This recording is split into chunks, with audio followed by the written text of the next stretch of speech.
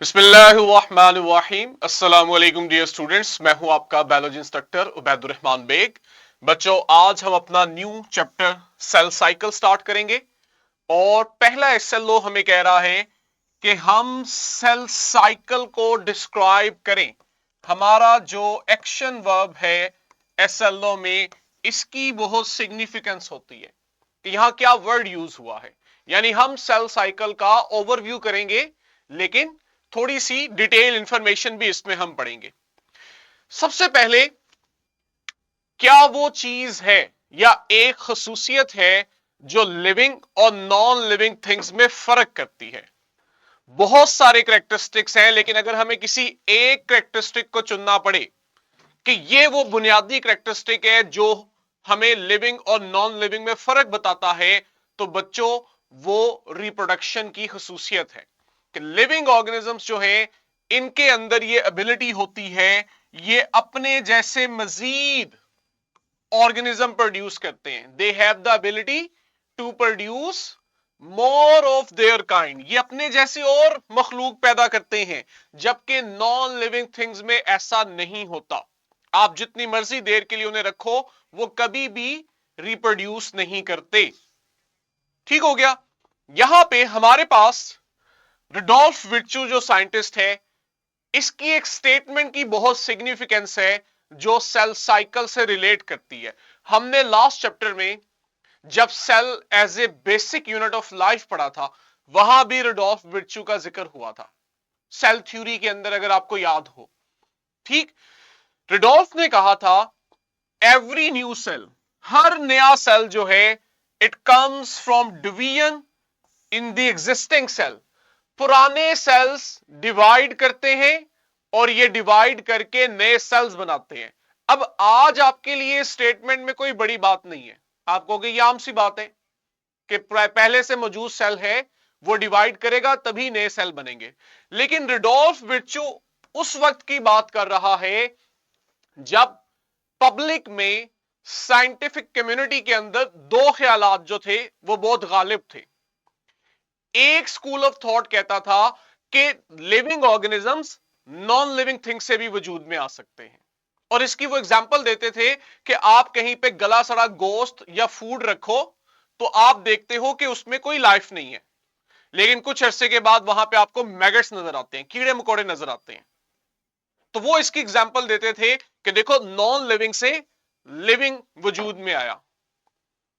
ठीक, इसको नलीफाई करने के लिए, गलत साबित करने के लिए, फिर साइंटिस्ट जो दूसरे स्कूल ऑफ थॉट के साइंटिस्ट थे, वो अपने एक्सपेरिमेंट्स करते थे और अपने ख्यालात लोगों के सामने लाते थे।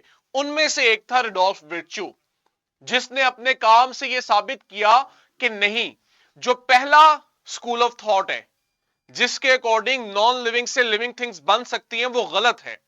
हमेशा आपके पास नई जो लिविंग थिंग है वो किसी पुराने लिविंग थिंग के डिवाइड करने से बनती है। यही बात उसने सेल लेवल पे की कि इवन सेल भी जो है वो खुद से वजूद में नहीं आता।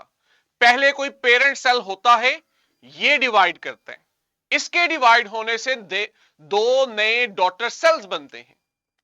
ठीक, तो इसने फिर उस स्कूल ऑफ थॉट को गलत साबित किया। इसके ऊपर प्रॉपर एक थ्योरी है जिसे आप थ्योरी ऑफ स्पॉन्टेनियस जनरेशन कहते हो, वो अब हम नहीं पढ़ते।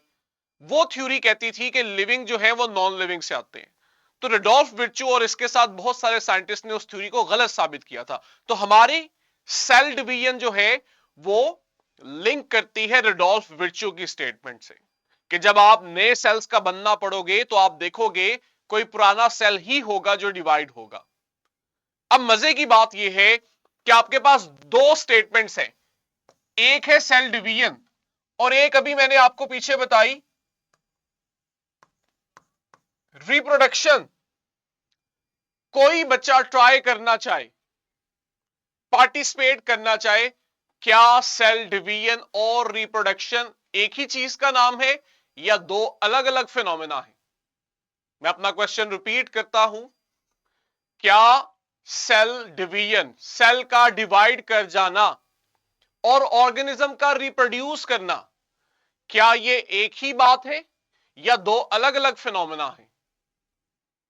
जेटीएन स्कूल? सर अलग अलग है। कैसे? कभी ये सेम हो सकते हैं? सर इसका तो नहीं पता, लेकिन जब सेल डिवाइड करते हैं वो अपने अंदर से एक और सेल बनाते हैं, लेकिन जब वो रिप्रोडक्शन कर रहे होते हैं वो एक न्यू सेल बन। न्यू सेल बनता है? तो पहले भी तो सेल ही बन रहे हैं नया। सर वो तो उस सेल के जरिए वो डिवाइड होके एक और बना रहे हैं ना, लेकिन ये एक न्यू बना, वो खुद डिवाइड नहीं हो रहा। नहीं, आपको खुद अभी क्लियर क्लैरिटी नहीं है। सेल डिवीजन वाला आप ठीक कह रहे हो कि सेल डिवीजन में नए सेल वजूद में आते हैं, लेकिन रिप्रोडक्शन वाले में आप में क्लैरिटी नहीं है। हाँ जी, कोई और? लिटिल स्टार से central executive Al Saeed, girls वाली साइड से हैंड रेज हुआ था Al Saeed. Little star model school. Sir reproduction में जनरेशन टू जनरेशन बनती है, पेरेंट जनरेशन से। यानी कि और एक जनरेशन से दूसरी जनरेशन वजूद में आती है, और सेल डिवीजन में पुराने सेल से नए सेल। तो इन यस शॉर्ट आप कहना चाह रही हो ये दो अलग अलग हैं। लिटिल स्टार्स वाले क्या कंट्रीब्यूट करना चाहते हैं? सर जी सिर्फ यही कहना था जो सही वालों ने कहा। ऑल राइट, चले जी। अभी आप देखोगे, बेसिकली आप लोग ठीक कह रहे हो, लेकिन अभी आप एक डिफरेंस महसूस करोगे। ठीक है जेटीएन, अब आप लोगों ने सुनना है। बेसिकली ऐसा ही है कि जब एक पूरा नया ऑर्गेनिज्म वजूद में आता है ना, आप उसे कहते हो ये रिप्रोडक्शन हुई है। और रिप्रोडक्शन में आप देखते हो बहुत सारी सेल डिवीजन होती है, क्योंकि रिप्रोडक्शन के दौरान उस नए ऑर्गेनिज्म में बहुत सारे नए सेल बन रहे होते हैं। तो हम देखते हैं कि जब नया ऑर्गेनिज्म बन रहा होता है तो उसमें सेल डिवीजन भी हो रही होती है। सेल का डिवाइड करना अलग चीज है, नए ऑर्गेनिज्म का बनना अलग चीज है। लेकिन एक फिनोमेना ऐसा है, एक इंसिडेंस ऐसा है जहां हम देखते हैं ये दोनों चीजें एक ही हो जाती है, और वो है यूनिसेलुलर ऑर्गेनिज्म का डिवाइड करना। ऐसे ऑर्गेनिज्म जो सिर्फ एक सेल के बने होते हैं। अब आपने खुद देखना है, जब वो एक सेल डिवाइड करके दो सेल बनाएगा तो यहां सेल डिवीजन भी हुई है, लेकिन साथ ही साथ यहां रिप्रोडक्शन भी हुई है, क्योंकि वो ऑर्गेनिज्म बना ही एक सेल का हुआ है। जब वो डिवाइड करके दो सेल बनाता है तो वो जो दो नए सेल होते हैं ना, ये दोनों अपनी अपनी जगह एक नया ऑर्गेनिज्म भी होते हैं। तो यूनिसेलुलर ऑर्गेनिज्म जैसे बैक्टीरिया हो गए, इनके अंदर आप देखते हो सेल डिवीजन और रिप्रोडक्शन सेम ही चीज है, क्योंकि इनमें जब जब सेल डिवाइड करता है उससे एक नया ऑर्गेनिज्म वजूद में आता है। ये बात समझ आती है? यही चीज मैं आपको एक सिमुलेशन में दिखाता हूं कि इनमें बैक्टीरिया में ये प्रोसेस कैसे हो रहा होता है। जरा आपने ऑब्जर्व करना है, जब बैक्टीरिया ने डिवाइड करना होता है, ये देखो ये बैक्टीरिया का एक सेल है, और इस सेल के अंदर सेंटर में उसका डीएनए है जिसको दो सर्कल से दिखाया हुआ है। ठीक है, अभी आप देखोगे कि जब बैक्टीरिया डिवाइड करेगा, अच्छा ये भी देख लो कि बैक्टीरिया में ये जो प्रोसेस हो रहा है इसको बच्चों हम बाइनरी फिशन भी बोलते हैं।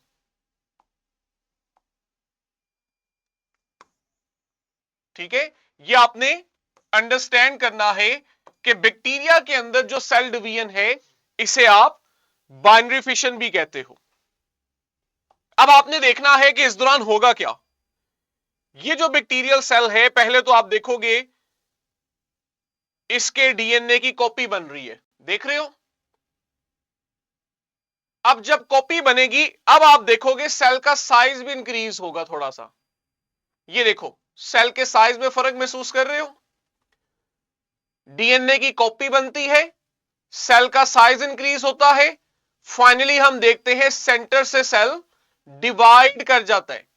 अब जब सेल डिवाइड किया तो आपने कहा कि यहां सेल डिवीजन हुई जिसकी वजह से एक से दो सेल बन गए। लेकिन मजे की बात यह है कि इनमें से हर एक सेल अपने अंदर पूरा एक यूनिसेलुलर ऑर्गेनिज्म है। तो यहां सेल डिवीजन नए सेल भी बना रही है और साथ ही साथ नया ऑर्गेनिज्म भी बनाती है। तो ये हमारे पास एक स्पेशल सिनेरियो आता है जहां दोनों प्रोसेस मिल जाते हैं। लेकिन अगर आप मल्टी सेलुलर ऑर्गेनिज्म की बात करो तो वहां रिप्रोडक्शन एक अलग चीज है, और सेल डिवीजन एक अलग चीज है। हम में जो डेवलपमेंट का प्रोसेस है वो स्टार्ट होता है जाइगोट से, और जाइगोट को हम फर्टिलाइज एग भी कहते हैं। ये जो जाइगोट है, जब इसमें डेवलपमेंट हो रही होती है तो आप देखते हो असल में इसमें सेल डिवीजन हो रही होती है। ठीक है ना, कि जब जाइगोट से डेवलपमेंट होती है तो बेसिकली हम देखते हैं वहां पे सेल डिवीजन का प्रोसेस स्टार्ट होता है। अब देखो, आप लोग सेल स्पेशलाइजेशन पढ़ चुके हो, डिवीजन ऑफ लेबर पढ़ चुके हो, कल हम लोग स्टेम सेल्स भी पढ़ चुके हैं। किसे याद है कि कल जब हमने स्टेम सेल्स की टाइप पढ़ी थी तो मैंने जाइगोट के बारे में क्या बताया था, ये किस टाइप में आते हैं? जाइगोट कौन सी टाइप थी, कुछ याद है? कल ही मैंने बताया है।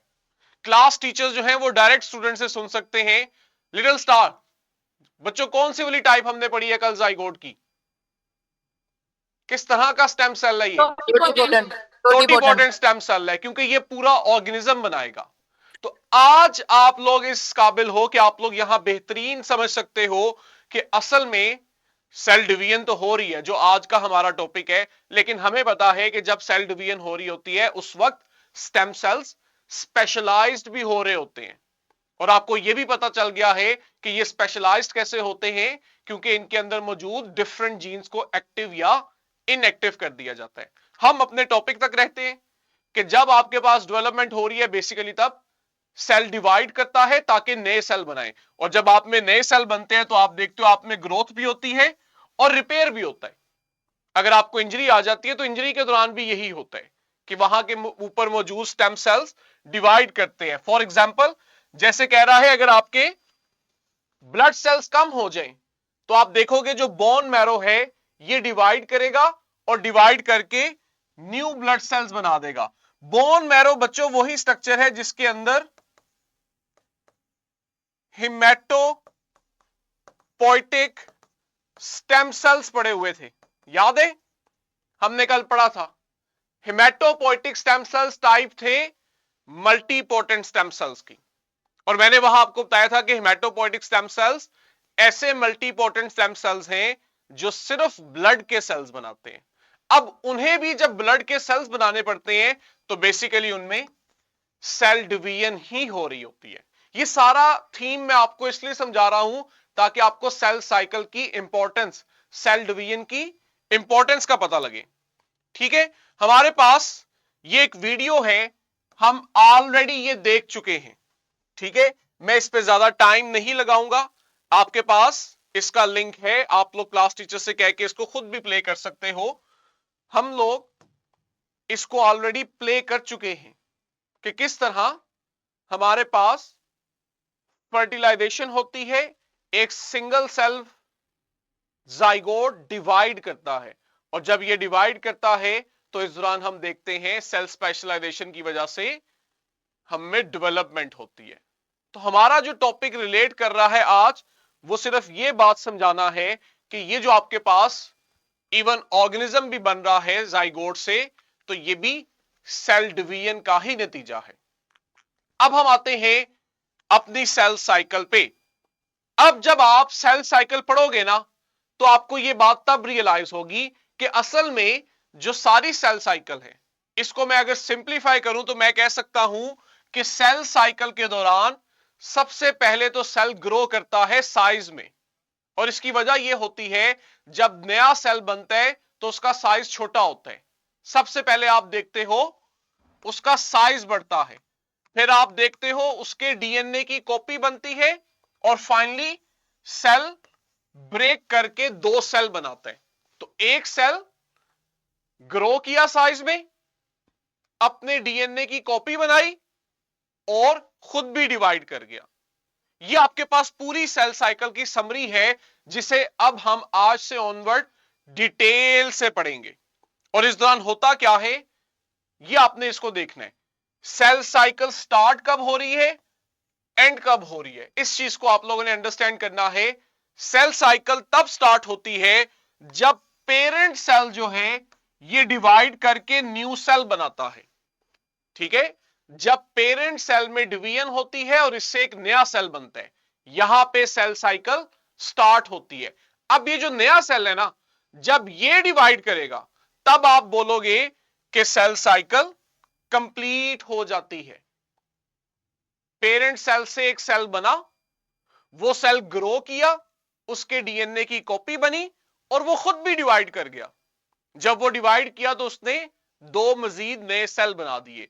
ये जो सारा फेस था, इसे हमने कहा इट इज सेल साइकिल। अब जरा गौर से सुनना, मैं आपको इसकी नई डेफिनेशन क्या बताने जा रहा हूं जो आप लोग हायर ग्रेड्स में पढ़ोगे।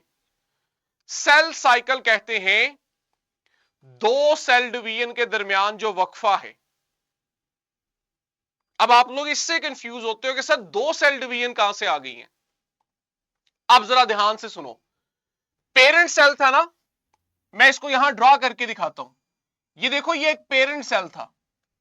हमने कहा कि ये डिवाइड किया और इसके डिवाइड करने से एक नया सेल बना, तो एक डिवीजन होगी ना ऑलरेडी।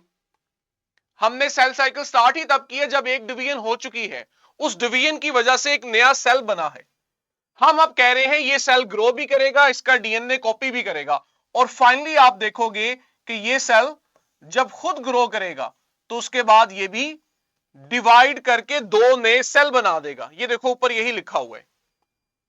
ये जो प्रोसेस हुआ है यहां से लेकर यहां तक, इसको हम कह रहे हैं सेल साइकिल।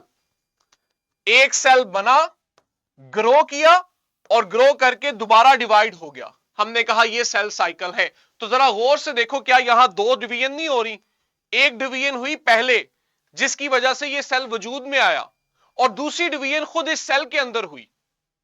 इसलिए फिर आप अक्सर देखते हो, आपको एटलीस्ट ग्रेड 12 की बुक जो है मौजूदा, उसमें जब आप देखोगे तो आपको मिलेगा कि सेल साइकिल जो है, या आपके पास इंटरफेस इसका, वो दो सेल डिवीजन के दरमियान का वक्फा है। तो आपने ये वक्फा समझना है, एक सेल डिवीजन से अगली सेल डिवीजन तक सेल साइकिल है। अभी हम इसका एक फेस पढ़ेंगे, इंटरफेस। इंटरफेस बच्चों इन दो सेल डिवीजन के दरमियान का फेस है, और दरमियान वाले फेस में क्या हो रहा है, सेल ग्रो कर रहे हैं, उसके डीएनए की कॉपी बन रही है। ठीक है, इस चीज को कंफ्यूज नहीं होना।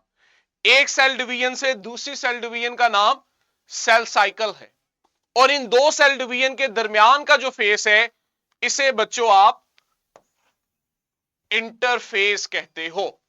तो हमें आज पता लगेगा कि असल में सेल साइकिल के दो बड़े फेस हैं।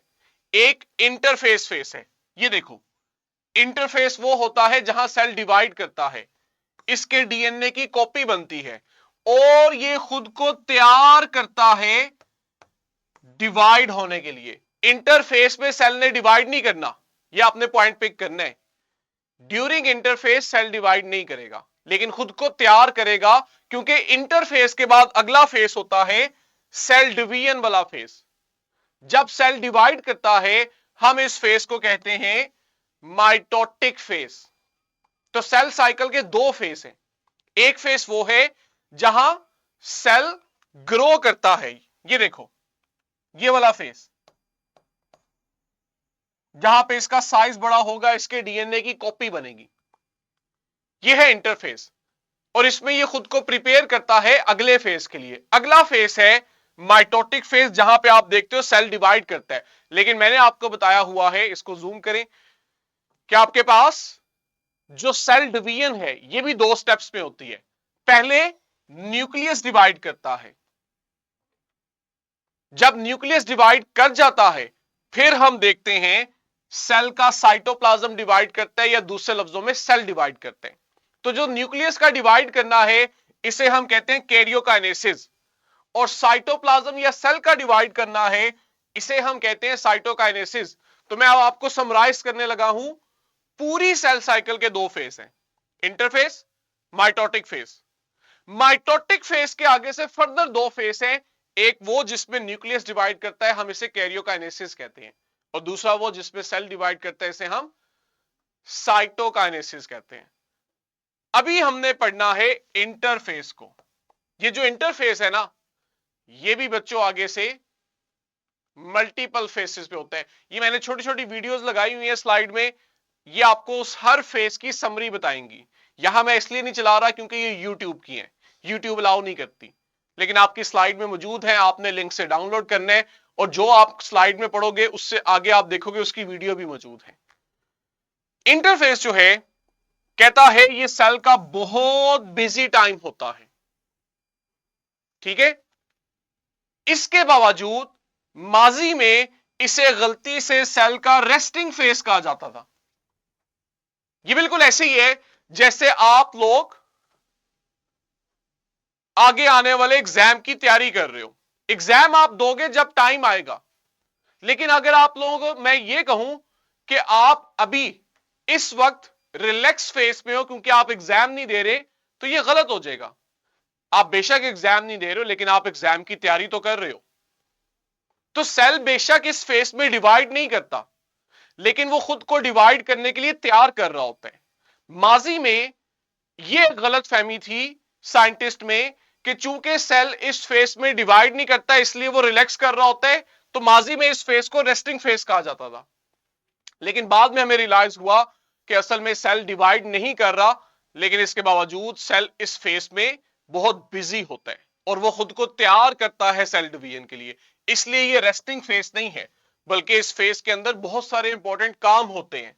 जैसे सेल का साइज बढ़ता है, सेल अपने डीएनए की कॉपी बनाता है, और बहुत सारी ऐसी प्रोटीन्स बनाता है जो इसे नेक्स्ट फेज में डिवीजन में हेल्प करती हैं। तो ये कतन सेल का रिलैक्स फेज नहीं है, बल्कि ऑपोजिट होता है। अगर आप एक सेल की पूरी लाइफ देखो तो सेल अपनी लाइफ का ज्यादातर हिस्सा जो है वो इंटरफेस में गुजारता है। बिल्कुल ऐसे ही जैसे आप एक महीने में या 2 हफ्तों में एग्जाम देते हो, लेकिन उस एग्जाम की तैयारी के लिए पूरा साल अपने स्कूल या एकेडमी जाते हो। ऐसे ही सेल जो है वो अपनी सेल डिवीजन के लिए जब तैयार होता है तो इंटरफेस में होता है, लेकिन अगर आप देखो तो उसकी जिंदगी का ज्यादा हिस्सा इंटरफेस में गुजरता है। अब इंटरफेस जो है इसके फर्दर सब फेसेस हैं, 3 बड़े फेसेस हैं जो आपने याद रखने हैं। Number 1 G1 face, number 2 S face, और नंबर 3 G2 फेस। एक और फेस भी है, ये हम एंड पे पढ़ेंगे, इसको हम G0 या G0 फेस कहते हैं। ये क्या है ये आपको बाद में समझ आएगी। तो अब अगर आप दोबारा से रिवाइज करो, पूरी सेल साइकिल के 2 फेस हैं, इंटरफेस और माइटोटिक फेस। लेकिन अब हमें पता लग गया कि जो पहला इंटरफेस है इसमें भी मजीद 3 स्टेजेस हैं, G1, S और G2। और वो जो सेकंड फेस है माइटोटिक फेस, उसमें भी मजीद 2 स्टेजेस हैं, एक आपके पास कैरियोकाइनेसिस और दूसरा साइटोकाइनेसिस। ठीक है, ये जो G1, S और G2 फेसेस हैं इसे हम कल यहीं से स्टार्ट करेंगे, ठीक है। और हर फेस को जरा डिटेल से देखेंगे कि किस फेस में सेल क्या एक्टिविटी परफॉर्म कर रहा है, जिसकी वजह से हम ये कहने पे मजबूर हो जाते हैं कि इस फेस में सेल रेस्ट नहीं करता बल्कि ज्यादा काम करता है। बिल्कुल ऐसे ही जैसे आप अभी एग्जाम की तैयारी के लिए ज्यादा मेहनत कर रहे हो। ठीक है, कल हम यहीं से कंटिन्यू करेंगे। कोई क्वेश्चन? चैप्टर बहुत इंपॉर्टेंट है, 2 बुनियादों पे इसकी सिग्निफिकेंस है।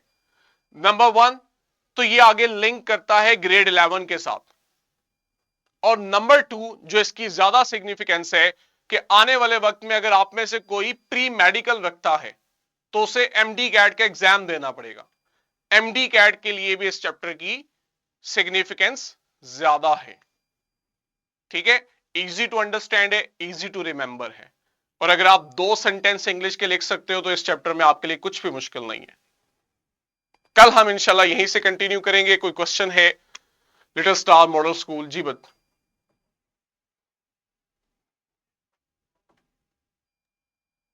सर जी, इंसान के डेवलपमेंट कब तक होती है? आपने कहा था ना 20% सेल्स इंसान के अंदर तब तक होते हैं जब तक इंसान की डेवलपमेंट हो रही होती है। देखो, अब 2 आपको मैं वर्ड्स बताने लगा हूं, इनमें आपने थोड़ा सा अंडरस्टैंड करना है और मैं चाहूंगा आप खुद भी इसको सर्च करो। 2 लफ्ज ना आप बायो में पढ़ोगे, इनके मतलब और होंगे। आप अपनी आम जुबान में इनको और तरह यूज करते हो, लेकिन बायो में इनका मतलब टोटली डिफरेंट हो जाता है।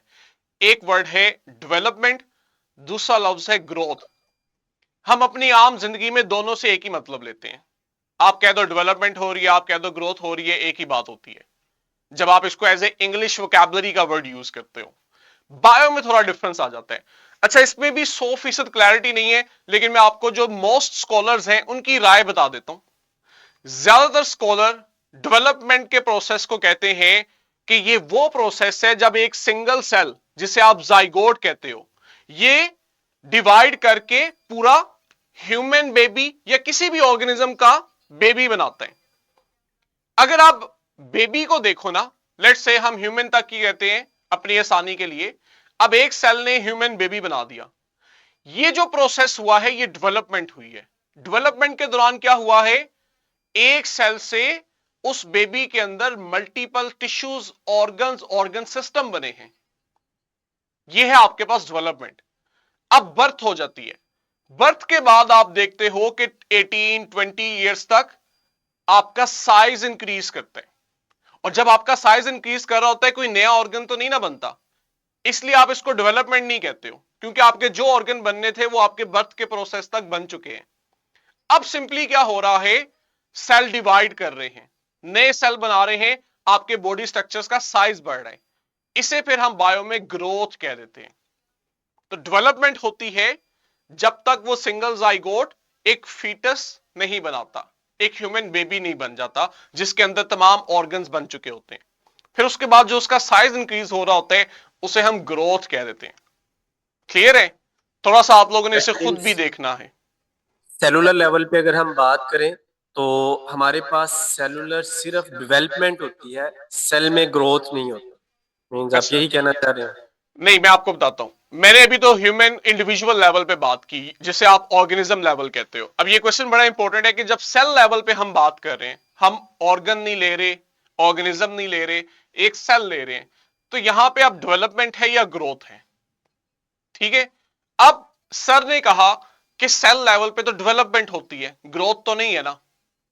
अच्छा, जब आप बैक्टीरिया के केस में आते हो ना, अब सेल लेवल पे अगर आपने बात करनी है तो आपको यूनिसेलुलर ऑर्गेनिज्म की एग्जांपल लेनी पड़ेगी। वो एक बेहतरीन केस है, नमूना है हमारे लिए, जिस पे हम बात कर सकते हैं। तो जब आप एक यूनिसेलुलर बैक्टीरिया की बात करते हो, ये जब डिवाइड करता है ना, और डिवाइड करके इसकी तादाद बढ़ती है और ये कॉलोनी बनाता है। अब हो कुछ नहीं रहा, सेल सेल ही है, लेकिन नंबर ऑफ सेल्स बढ़ते जा रहे हैं, हम इसके लिए भी ग्रोथ का वर्ड यूज कर देते हैं।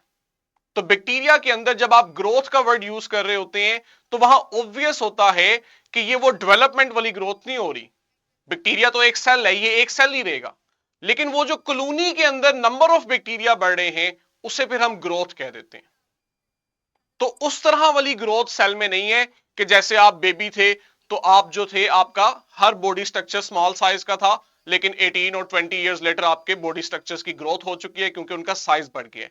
सेल में इस तरह साइज इंक्रीज नहीं होता, लेकिन बैक्टीरियल केस में हम ग्रोथ का लफ्ज भी यूज करते हैं, और वहां ग्रोथ से मतलब होता है नंबर ऑफ बैक्टीरियल सेल।